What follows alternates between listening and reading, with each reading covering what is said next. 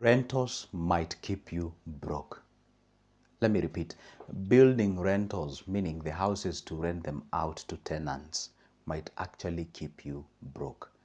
I know this one may sound or may hit you differently, but let me tell you one thing. Literally, less than a week ago, I met a client, an old man at around 57 years old. He told me, Joseph, I have invested 4.7 million in these one bedrooms that you are seeing here. He had several units of them, 7 of them to be specific. And he was telling me the amount of money that I did pumping into these units compared to the returns that I'm getting and the disturbance that I'm having from my tenants. Some of them are not paying me in time. Some of them are even running away with my rent. Some of them by the time now they're getting out of my units, it's actually torn, like needs some repair. Some of them even, he was telling me it's not a bad business, it is a good business, but if you're not careful, this business can actually result you going broke. Then I wondered, okay, for me personally, as Joseph, I love real estate. I do love real estate, but I always know something at the back of my head. Real estate is not there to grow your money. What? Yes. Real estate is not there to grow your money. Real estate targets two things. If you're so much interested with cash flow, and two, generational wealth. Because tell me, for God's sake, why would you take, say, 100 million Kenyan shilling, that's an equivalent to $1 million. You build yourself a flat, say, like 9 floors and something like that, that generates you an equivalent of, say, like 750 to 800,000 in a month. That's a good cash. That's like $6,500 in a month. But you've invested that amount of money. Probably if that money could have been channeled towards, say, a business, or maybe you develop a website or something, that could have generated more. But this is a low risk, the real estate, but this one is a high risk. This one, more of it in one grows your money and one safeguards your money. One thing that people don't understand is that they tend to assume that the landlords have a lot of money. No, they do not. And that's why they are so bitter to you paying their money in time. Why? You find these people, they actually did put a lot of money on the ground, and already your capital is tied down. Already your capital is tied. And the moment your capital is tied, you may not have that purchasing power. Sure, you may argue that you can get a loan against your property, which can actually work. But now you see you're getting yourself into a debt.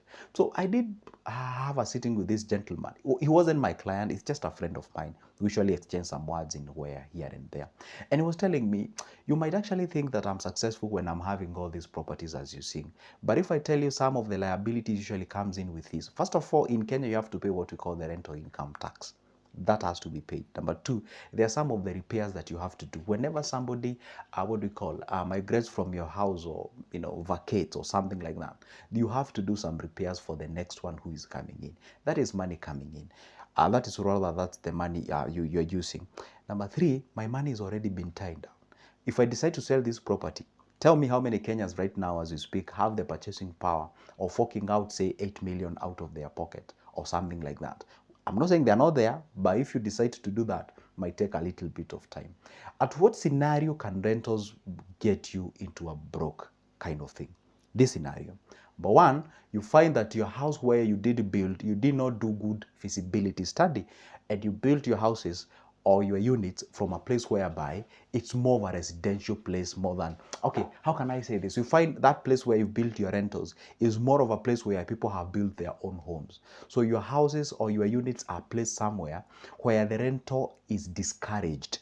So at that particular time, you actually realize that you messed yourself. You cannot actually be able to do what? You cannot be able to generate anything out of it. That's case scenario number one.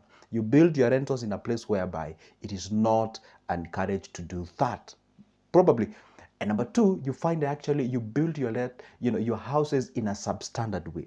And by the way, that was not you. Maybe the contractor that you gave the job, they did some job that is not so pleasing. So you find that your units are not so pleasing from the tenants. So they come to your place, it's not so nice looking, and especially nowadays people are so choosy on where they live and such kind of a thing. So guess what happens to your rentals? Of course, they will be more or less desirable. Number three, you can actually build in a very how can I say You can build very nice units, but where you have built your units cannot fetch that amount of money. Let's say the average unit there rents say for 5,000. Okay, let's say for a 1 bedroom. I'm using rough estimates, and then there you go, because you build a very nice one, you're charging 7,500. Then let's say you have like 10 units. If you have 10 units, because you are a little bit higher than the average price of that locality, then it means maybe probably you'll have 50% occupancy. Now, the 50% of your houses, or half of them, are not occupied, meaning it's just money lying idle. Now, what happens when it comes to rentals? Please, they don't give you that good cash flow. They don't really give you that good cash flow, but it's the best way to safeguard your cash. And that is why I personally, I love rentals. But if you ask me from a personal point of view, I prefer building the rentals when I am already, okay, how can I say this? Because I want you to get this in a correct way. Have you ever asked yourself why older people or senior people tend to gravitate towards the real estate? Because they are looking for things to safeguard their cash. You know, there's a difference between hiding your money and growing your money, or safeguarding your money and growing your money. You have to understand these things. You find somebody is very young, you are lucky, you got some cash, and then you get into the real estate. Unless you are assured of continuous supply of cash, that is good to go. But then if you are not, it's good to look for other things. By the way, I usually tell people, you would rather invest in soft assets. You'd rather invest in soft assets that where your cash is already, you have the purchasing power, you have the money with you, because an opportunity can knock your door at any given moment. You can get the cash, tap the opportunity, make some cash, then get back that money there, and you keep on pushing, rather than tying your capital down too early. Because once you do that, then you're denying yourself the purchasing power, and by the time you realize, opportunities are actually getting by, or you're missing the opportunities as time goes by. Hey, for God's sake, am I saying that people should not get into the real estate? No, I'm not saying that. I'm not saying that people should not invest in real estate. No, but they have to understand this. It is actually a slow path to wealth. It's actually a slow path to wealth. I know if there's somebody here in the US watching this video be like, oh, what? No, but that's not the case here. Yes, it's not the case there. The real estate in the US is not the real estate here in Kenya. They are kind of different. Why? Because even in the US, you can even go and buy, say, a duplex or whatever. And then you put a deposit of that house. Let's say that house is worth, say, 400,000. You put like 50K. Then you take a mortgage against it. Then you rent out those units. The rent that you're earning from those units, it's actually enough to pay your mortgage and leave something on top of you. In Kenya, those things doesn't work. First of all, in Kenya, mortgage is almost to, I don't know, a scam or something like that. Because if you check out on the returns or the deductions that you have to pay for the mortgages, you find it's not even friendly in one way or the other. Number two, the structure, the cultural, the behavior, and the way we live, we really don't have those duplexes and what have you. It's not really a thing that we so much have here. So the system here is not so friendly on the real estate as far as that is concerned. But the good thing is, real estate may not earn you good cash at the end of the month, but you're winning in two ways. One, you're earning the rental income every month. And number two, there is an appreciation of that asset, meaning every month that asset is actually appreciating in terms of the value. But now the question is this: it depends with where you are in terms of the stage of life. Are you in a stage whereby you're focusing more on growing your money? Then getting into the real estate may not, unless there are two ways of getting into the real estate. I don't want you guys to confuse me. You can buy units to resell. Now you are in a investment, but wrapping it in a business film. Let me repeat. See, you can get into the real estate where you're building the rentals to rent them out, or you can build some units to resell. If you ask me, I think the building and reselling makes more profit. Though you may not be liquid as fast, because, I mean, liquidating a property worth, say, 10-ish, 5-ish, 10, 7-ish million, isn't that like within an instant? I mean, if you compare the energy needed to advertise for those houses, for them to be bought, vis-a-vis getting a client for your unit, those are two different. It's obviously no brainer. This one on the other side will be a bit easier. But if you ask me, you are likely to make more when you actually buy, to build and sell. And that's why I always tell people, if you can manage to get into that, then that can be far much better. For example, you can buy an apartment.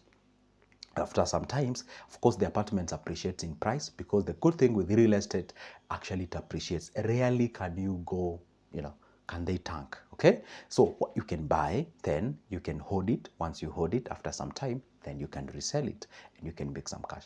But I have to give you a very big disclaimer. There are some situations whereby you can build some real, there's some places where it's a bit friendly when it comes to rentals, especially if you're in Nairobi where we have a lot of congestion. In Nairobi, you can even build some houses, let's say worth say 25 million, like that's like a flat, and it generates you quite good amount of money. So in that regard, then that is good to go. But generally, in most cases, you find the real estate guys who own those rentals, you find they tend to be a bit brokies, cause that's why they are so hard on you to pay their money anytime, because otherwise if you do not, then you're actually making them shoot their foot.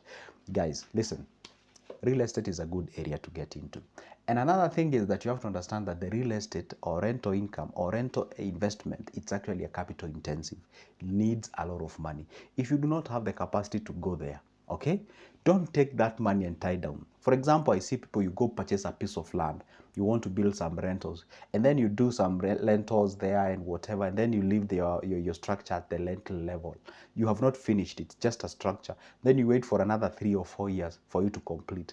That thing, probably you could have even bought the land and leave it the way. The money that you use to actually build all those structure that is just a skeleton, put it in an investment until now you're assured once you get that money out and start building, you'll actually start from the beginning to the end and you're actually gonna rent them out. Because sometimes you see somebody is actually having a property that has stayed for years and years waiting for some cash to actually finish that so that it can start generating income. Now at that particular point, we usually say you're more likely you're shooting your foot in that case regard. Did I say rentals are bad? No, they're not bad. You can invest in them, but as much as you're gonna invest in them, be very keen, cautious, and careful. Otherwise, you can shoot your foot. This is Good Joseph at all the time. If you need my services in one way or the other, don't forget, that's my number. You can get it and shoot me a call or another text on my WhatsApp and we can talk business. By the way, don't forget, leave me a comment on the comment section. Ask me a question if you have any, or a suggestion, or a complaint. Some of you, I know you do complain.